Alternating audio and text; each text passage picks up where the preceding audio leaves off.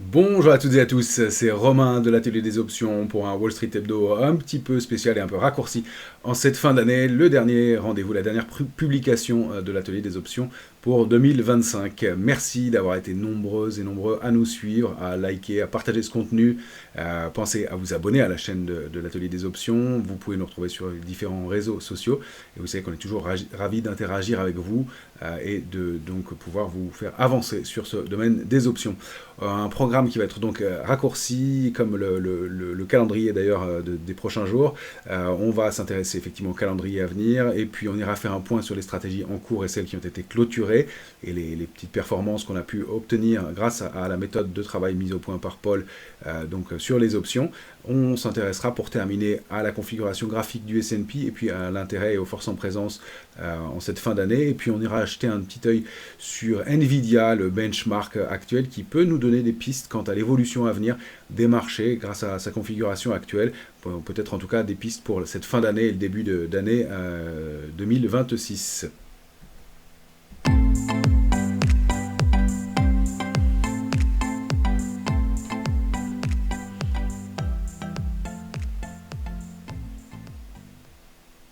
Alors, avant toute chose, vous êtes de plus en plus nombreux à vous intéresser aux options, et nous sommes complets les 13 et 14 janvier prochains. Cette séquence de formation, d'initiation aux options que nous avons organisée en présentiel à Paris, eh bien, vous avez réservé toutes les places donc pour vous retrouver avec Paul pendant 3 heures pour comprendre bien les fondamentaux des options et avancer, peut-être pouvoir aller plus loin sur des méthodes de travail plus sophistiquées.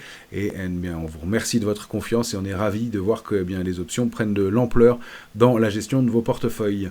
Le calendrier à venir, il va être assez light. On aura comme principal rendez-vous pour ce mois de fin décembre, mardi 23 décembre, demain, le PIB américain pour le troisième trimestre. C'est le chiffre préliminaire, donc ça peut être un chiffre important, mais c'est le dernier gros rendez-vous. Les marchés américains seront fermés le 24 décembre, le 25 décembre et le 1er janvier. Le reste du temps, ils seront quand même ouverts. Donc ça risque d'être une période un peu plus light, mais en tout cas, les jours fériés seront les suivants. Pour ce qui est des premiers rendez-vous avec l'atelier des options, lundi 5 janvier, retour de Wall Street Hebdo, et puis jeudi 8 janvier, les perspectives de 2026. Ce sont deux rendez-vous qui sont en train d'être déjà préparés par Paul, qui saura vous réveiller en ce début d'année et vous proposer des perspectives vraiment intéressantes. Donc pensez à vous abonner à la chaîne et à nous retrouver dès le début du mois de janvier pour suivre tout ça. Pour ce qui est des stratégies, on arrive à une performance de 86,5% de stratégie gagnante. Le gain se monte pour un contrat d'option ouvert à chaque fois à 3 335 $, si on avait ouvert un contrat d'option à chaque fois. On vous a proposé une 40 stratégies précisément, 37 sont clôturées, 3 restent en cours. On a toujours ce bull put spread sur Costco qui est toujours ouvert, qui malheureusement peut peser un peu sur la performance, il faut le dire. C'est aussi le corollaire de ce gros taux de réussite, c'est que quand on encaisse une perte, elle est plus importante que les gains, mais avec un taux de réussite important, eh bien, on arrive à être largement gagnant. Donc Costco toujours ouvert et qui pèse un peu. Le Strangle sur Apple est toujours ouvert aussi, de même que le Straddle sur Nvidia, qui a, eh bien, par manque de volatilité, ne s'est pas révélé gagnant, alors que le titre avait un peu décalé pourtant, pour des questions de baisse de volatilité, mais en tout cas, il reste ouvert. Et puis, Johnson & Johnson, le bear call spread proposé par Paul, a été gagnant et est sorti gagnant après 24 heures extrêmement rapidement. Et c'est tout l'intérêt de cette méthode de travail que nous vous proposons. Et une petite parenthèse là-dessus. L'atelier des options, c'est plusieurs heures de formation sur les options, c'est une vingtaine de stratégies clés en main, mises au point par Paul.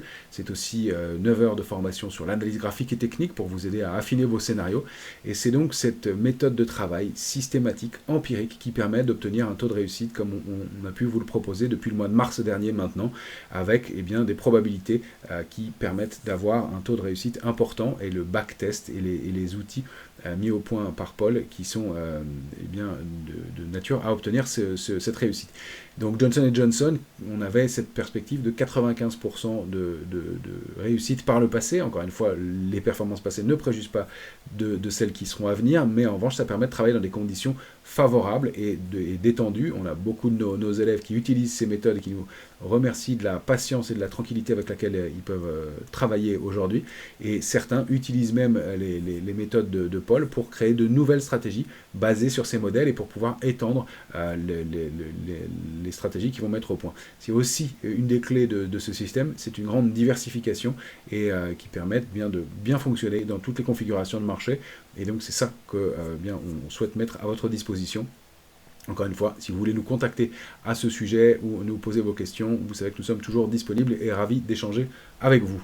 Voilà, fin de la parenthèse sur les performances. Je vous propose d'aller jeter un œil tout de suite, comme promis, sur le S&P qui bien, montre des signes de stabilité et de force peut-être en cette fin d'année.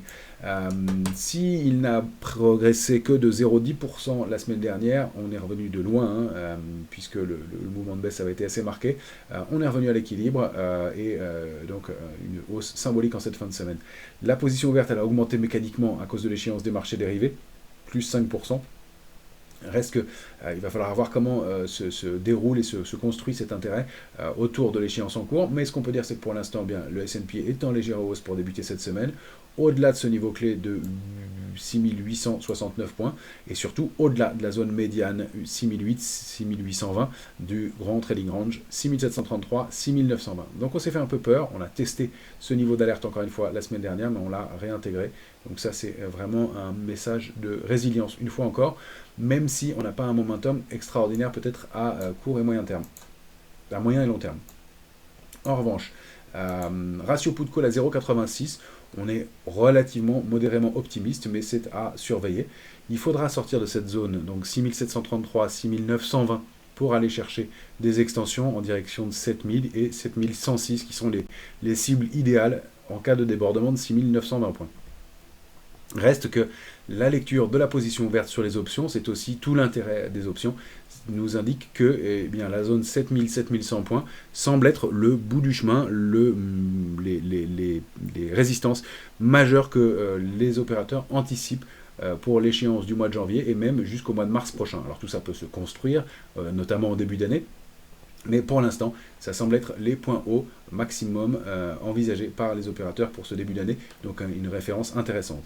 Attention au retour sous la zone 6008-6820, ce serait une invalidation de la tentative du rebond, retour à 6733 au moins, et on sait que c'est sous 6733 que l'alerte de court terme sera déclenchée, avec une alerte de moyen terme qui est positionnée à 6550. Là, ça changerait la donne pour le marché. Si on dézoome un peu en mensuel, eh bien, on a eu ce pendu qui pour l'instant n'a pas à ce stade produit de retournement de tendance, mais comme on a pu l'évoquer déjà, attention à ce qu'on ne soit pas en présence d'une configuration et d'un sommet en tour avec une accélération haussière marquée et puis des points hauts relativement à plat qui bloquent pour l'instant. Mais on préserve 6733 systématiquement en clôture pour l'instant mensuel. Donc c'est vraiment l'enjeu et 7000 semble être la cible suivante.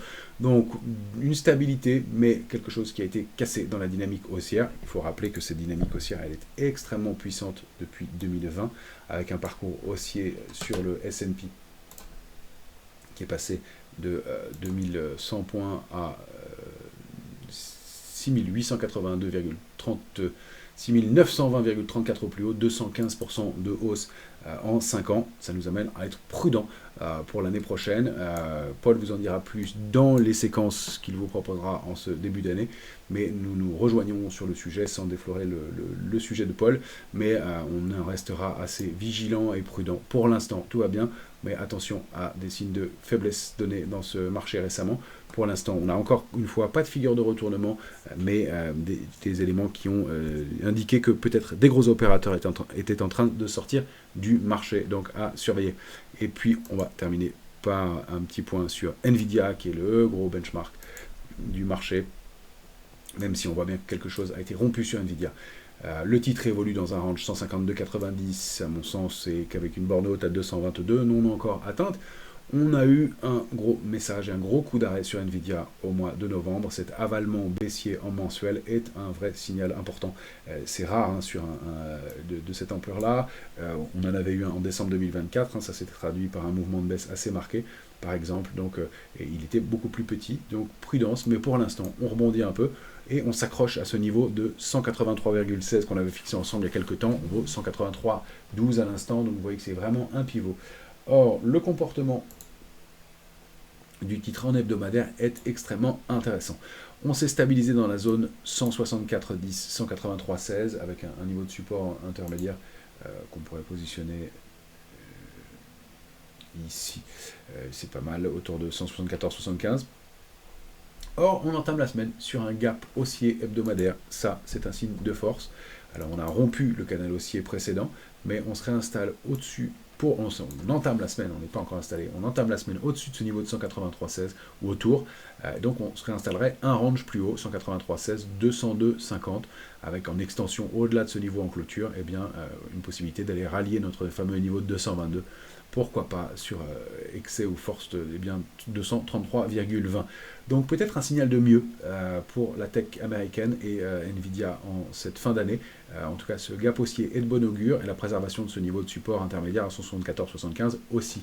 Le premier niveau d'alerte de court terme, c'est 164,10. L'alerte de moyen terme, et qui serait un très très mauvais signal, c'est de repasser sous 152,90. Donc voilà notre benchmark à surveiller, réintégrer ce canal haussier, déborder 190 pour aller chercher peut-être des extensions et peut-être des nouveaux plus hauts pour Nvidia qui entame cette semaine sur une meilleure note qu'elle nous avait après les alertes du début du mois de novembre sur le titre, donc peut-être un petit peu de mieux de ce côté-là. Voilà les quelques éléments que nous voulions vous proposer pour cette fin d'année. Encore une fois, quelque chose d'assez synthétique et assez rapide. On voulait vous remercier d'avoir été nombreux à nous suivre, à commenter, à nous poser vos questions. Et on se retrouvera avec grand plaisir pour une nouvelle année et 2026 et plein de nouvelles choses et de nouveautés pour vous permettre d'avancer sur le marché des options. Excellente fin d'année à toutes et à tous.